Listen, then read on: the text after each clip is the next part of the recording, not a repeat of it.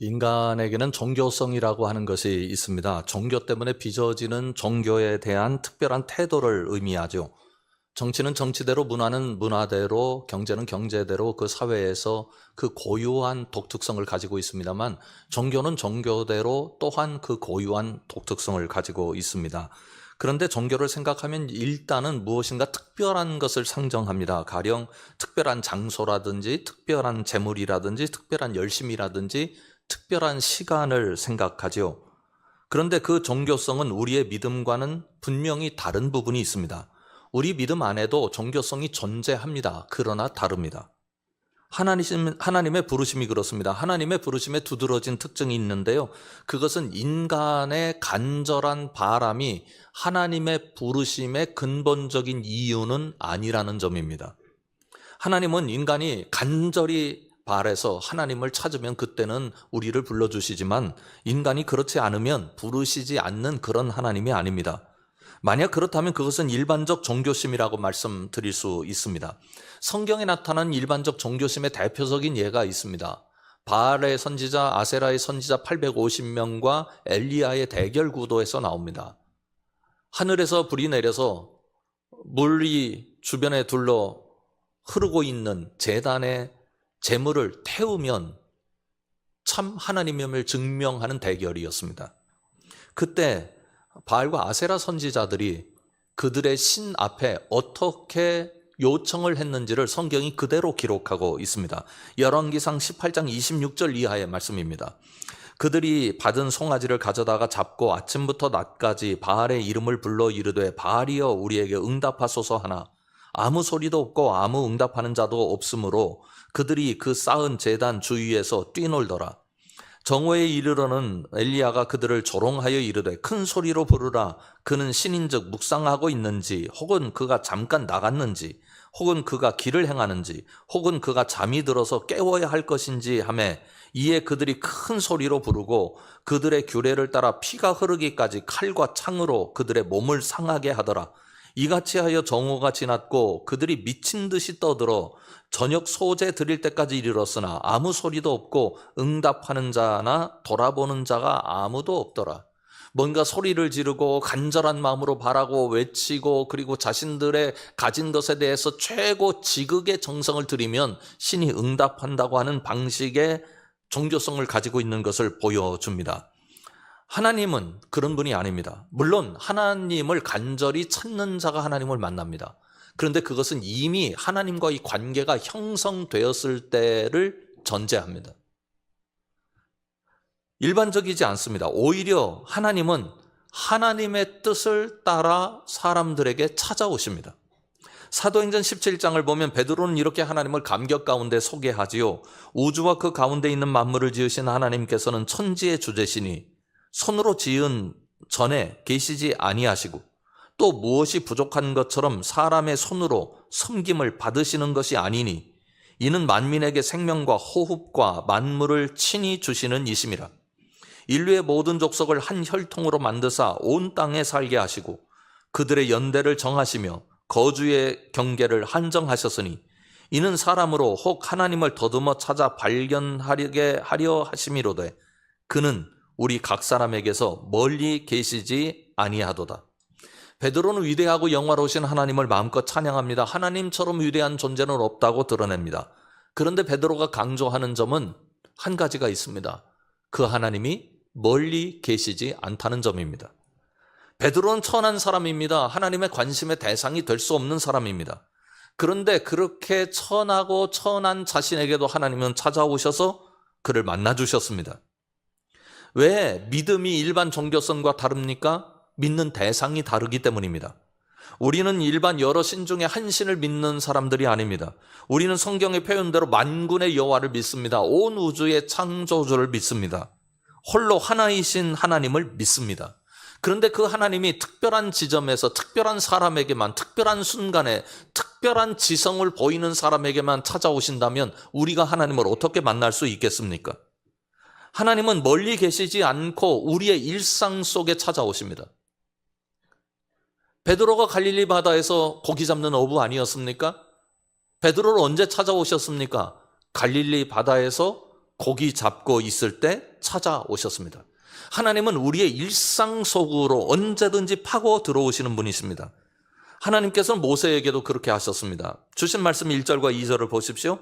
모세가 그의 장인 미디안 제사장 이드로의 양떼를 치더니 그 떼를 광야 서쪽으로 인도하여 하나님의 산 호렙에 이르매 여호와의 사자가 떨기나무 가운데로부터 나오는 불꽃 안에서 그에게 나타나시니라. 그가 보니 떨기나무에 불이 붙었으나 그 떨기나무가 사라지지 아니하는지라. 모세가 이드로의 양떼를 양육할 때는 그는 아무것도 아니었습니다. 이집트의 왕자도 아닙니다. 민족을 향한 열정과 꿈을 가지고 있었던 사람도 아닙니다. 퀴퀴한 냄새가 나는 양떼들과 함께 고된 삶을 살아가는 미디안의 한 목자였습니다. 물론 한 가정의 남편과 아버지로서는 소중한 분이죠. 그러나 비전을 가지고 웅대한 꿈을 가지고 살아가는 그런 존재는 아니었습니다. 그냥 동네를 걸어가다가 골목길에서 흔히 만날 수 있는 그런 사람이었습니다. 그날도 모세는 미디안의 목자로서 장인의 양을 끌고 광야 서쪽의 풀밭을 향하여 걸음을 옮겼습니다. 특별한 날이 아니었어요. 매일 그 앞에 놓여지는 일상이었습니다. 그런데 하나님은 바로 그런 일상 가운데 그를 찾아오셨습니다.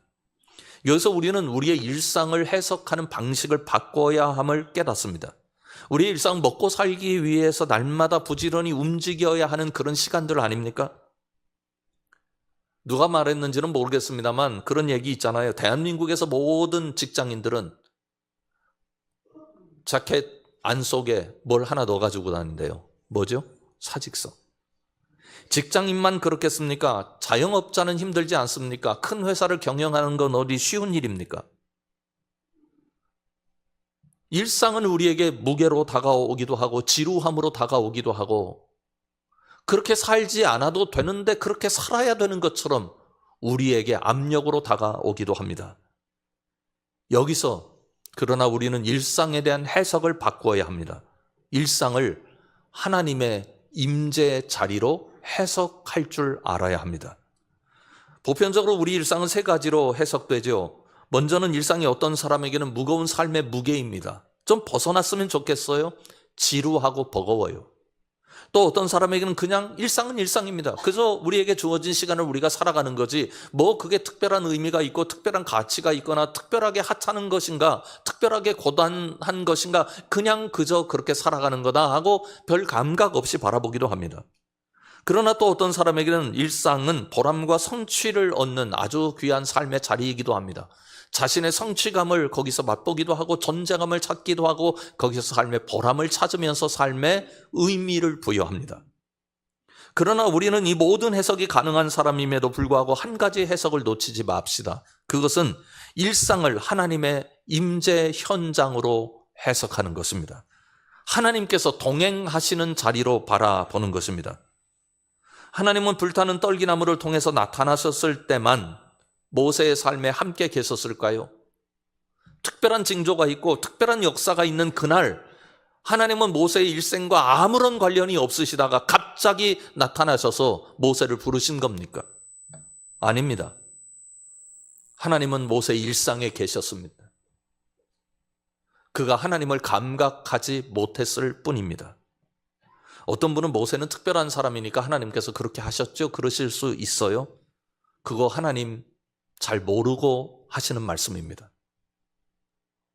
여러분, 그리스도인이 아는 게 하나 있습니다. 그건 우리 모두는 하나님 앞에 모세만큼 소중한 존재라고 기억하는 것입니다. 모세의 일을 할 수 있다 그런 말이 아닙니다. 모세처럼 어떤 위대한 일을 할 수 있다 그런 말이 아닙니다. 우리는 하나님께서 아들을 십자가에 매달아 죽여야 할 만큼 소중해서 우리에게 사랑을 베풀어 주신 하나님의 사랑의 대상이라는 점에서 우리는 존귀합니다. 그리스도인들은 이렇게 생각할 수 있어야 되지 않겠어요? 다른 사람은 몰라도 다른 사람이 나를 어떻게 취급하는지는 그건 난 모르겠는데 하나님은 나를 가장 존귀한 존재로 바라보고 계시다.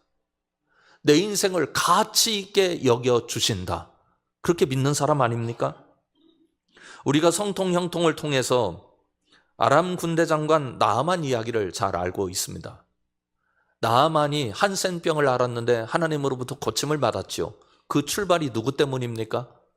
그 집에 노예로 잡혀온 이름 없는 한 소녀 때문입니다. 오병이어의 기적의 출발은 어디서 일어났습니까? 물고기 2마리, 떡 5덩어리를 도시락 하나로 쌓아온 이름 없는 한 소년에 의해서 출발되었습니다. 여러분, 우리 삶은 하나님 역사의 한 부분입니다. 우리의 삶의 그 조각이 클 수도 있고 또한 그 조각이 아무도 모를 정도로 아주 작은 것이라 할지라도 하나님은 그 조각 하나하나를 통해서 하나님의 역사를 이루어 가십니다. 사랑하는 성함 식구 여러분, 여러분의 삶의 조각의 크기에 집착하지 마시고 여러분이라고 하는 귀한 존재 한 조각을 통해서도 역사하시는 하나님의 마음과 사랑에 여러분의 인생을 실어 놓으시기를 주님의 이름으로 축원합니다. 그렇게 된 이유가 무엇입니까? 그것은 하나님의 약속에 대한 기억 때문입니다. 모세는 하나님의 나타나심 때문에 너무나 놀랐습니다. 4절 이하를 보십시오. 여호와께서 그가 보려고 돌이켜 오는 것을 보신지라 하나님이 떨기나무 가운데서 그를 불러 이르시되 모세야 모세야 하시매 그가 이르되 내가 여기 있나이다. 하나님이 이르시되 이리로 가까이 오지 말라. 내가 선 것은 거룩한 땅이니 내 발에서 신을 벗으라. 또 이르시되 나는 내 조상의 하나님이니 아브라함의 하나님, 이삭의 하나님, 야곱의 하나님이니라. 모세가 하나님 배웁기를 두려워하여 얼굴을 가리매 모세가 지금 밟고 있는 땅은 거룩한 땅이 아닙니다. 양들에게 먹이를 먹일 수 있는 풀이 있는 땅입니다. 더러운 양똥 냄새가 가득한 땅입니다. 본인도 냄새나고 더러운 신발을 신고 양들을 이끌며 풀을 먹이기 위해 애를 쓰고 있는 그 땅입니다. 그런데 한순간에 그 땅이 거룩한 땅이 됩니다. 왜 거룩한 땅입니까? 다시 한번 6절을 보십시오. 우리 다 같이 한번 읽어보겠습니다. 또 이르시되 나는 내 조상의 하나님이니 아브라함의 하나님, 이삭의 하나님, 야곱의 하나님이니라. 모세가 하나님 배웁기를 두려워하여 얼굴을 가리매. 아멘. 모세가 지금 하나님을 현재에서 만나고 있는데 그 하나님이 아브라함의 하나님이라고 소개합니다. 450년 이전에 하나님을 그는 동시에 만나고 있습니다. 그가 모세를 부릅니다. 왜요? 기억하셔서요. 그럼 하나님께서 왜 나타나셨는가? 7절부터 10절까지 말씀을 보십시오.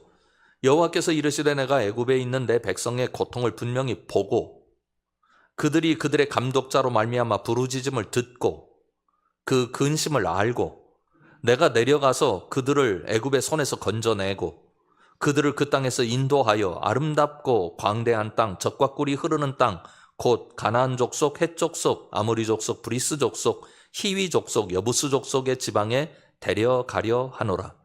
이제 가라. 이스라엘 자손의 부르짖음이 내게 달하고 애굽 사람이 그들을 괴롭히는 학대도 내가 보았으니 이제 내가 너를 바로에게 보내어 너에게 내 백성 이스라엘 자손을 애굽에서 인도하여 내게 하리라. 7절과 8절에 동사 7개가 있어요.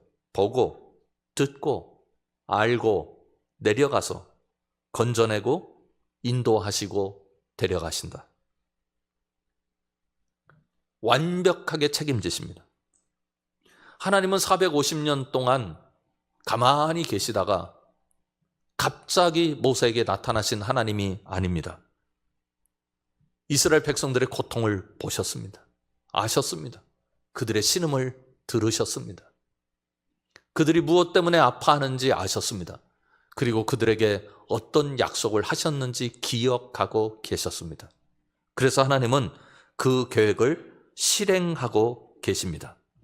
하나님은 우리를 기억하시는 분입니다. 잠깐 너 힘들 때니까 내가 알아줄게.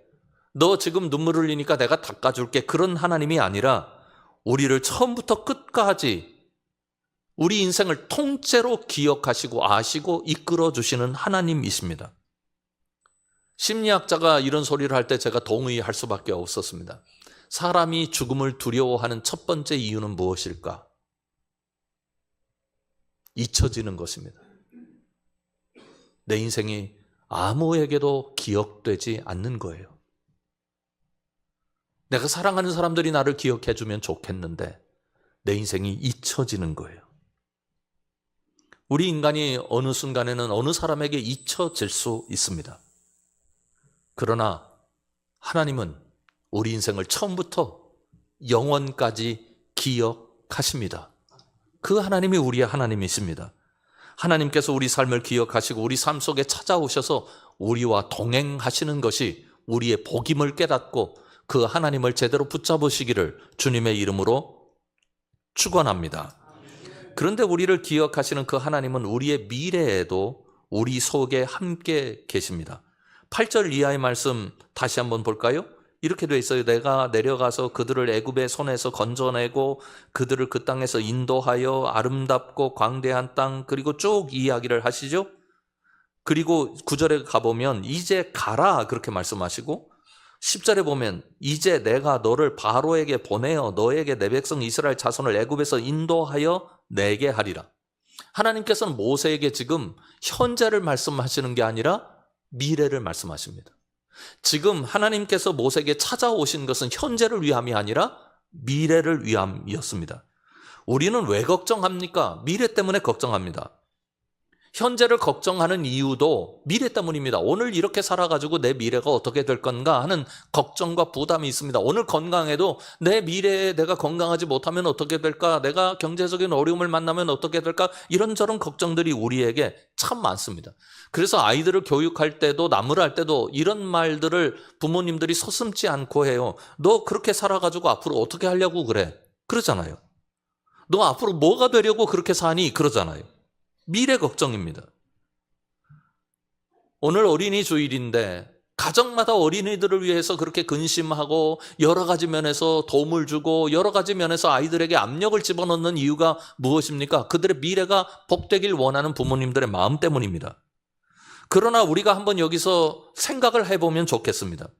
그렇게 우리가 아이들에게 무엇을 해주고 아이들이 무엇을 대비하면 그들의 미래가 온전하리라고 생각하는 그것보다 우리가 그리스도인인데 우리가 예수님을 믿는데 우리 아이들의 미래 속에 하나님 계시고 우리 아이들의 미래 속에 하나님께서 역사하실 거더라고 믿는 게 오히려 더 중요한 것 아닌가요? 사랑하는 성함 식구 여러분, 우리 아이들의 미래에 우리 주님 계신 줄 믿습니다. 그들을 인도하실 줄 믿습니다. 이 믿음 가지고 아이들을 바라보면 아이들을 바라보는 눈이 달라질 거예요. 아이들에게서 기쁨을 발견하실 수 있고 진정한 의미에서의 응원이 가능할 것입니다. 아브라함에게도 하나님께서 그렇게 말씀하셨어요. 아브라함이 그 종들이 자기 조카의 종들과 땅 문제 때문에 갈등이 빚어지는 현장을 발견합니다. 아브라함이 안 되겠다 싶어서 조카 롯에게 네가 좋은 땅 가져라. 먼저 선택해라. 그래서 여러분들이 아시는 대로 롯은 가장 기름지고 가장 복이 넘쳐 보이는 그런 훌륭한 땅을 선택합니다. 아브라함은 골짜기를 선택할 수밖에 없었습니다. 그때 아브라함에게 하나님께서 하신 말씀이 있습니다. 창세기 13장 14절 이하의 말씀입니다. 롯이 아브라함을 떠난 후에 여호와께서 아브라함에게 이르시되 너는 눈을 들어 너 있는 곳에서 북쪽과 남쪽 그리고 동쪽과 서쪽을 바라보라. 보이는 땅을 내가 너와 내 자손에게 주리니 영원히 이르리라. 내가 내 자손이 땅에 티끌 같게 하리니 사람이 땅의 티끌을 능히 셀 수 있을진데 내 자손도 세리라. 너는 일어나 그 땅을 종과 횡으로 두루 다녀보라.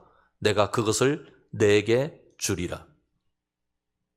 아브라함에게 골짜기를 보게 하신 게 아닙니다. 하나님께서 펼치실 미래를 보게 하셨습니다.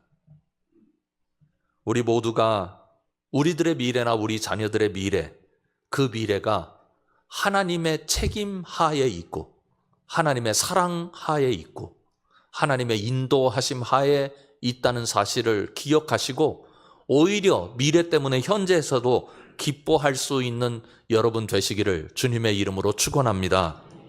그러려면 우리가 어떻게 하나님과의 현재를 구성해 나가야 할까요? 12절부터 14절까지 말씀을 보십시오. 하나님이 이르시되 내가 반드시 너와 함께 있으리라. 내가 그 백성을 애굽에서 인도하여 낸 후에 너희가 이 산에서 하나님을 섬기리니 이것이 내가 너를 보낸 증거니라. 모세가 하나님께 아뢰되 내가 이스라엘 자손에게 가서 이르기를 너희의 조상의 하나님이 나를 너희에게 보내셨다 하면 그들이 내게 묻기를 그의 이름이 무엇이냐 하리니 내가 무엇이라고 그들에게 말하리이까. 하나님이 모세에게 이르시되 나는 스스로 있는 자이니라. 또 이르시되 너는 이스라엘 자손에게 이같이 이르기를 스스로 있는 자가 나를 너희에게 보내셨다 하라.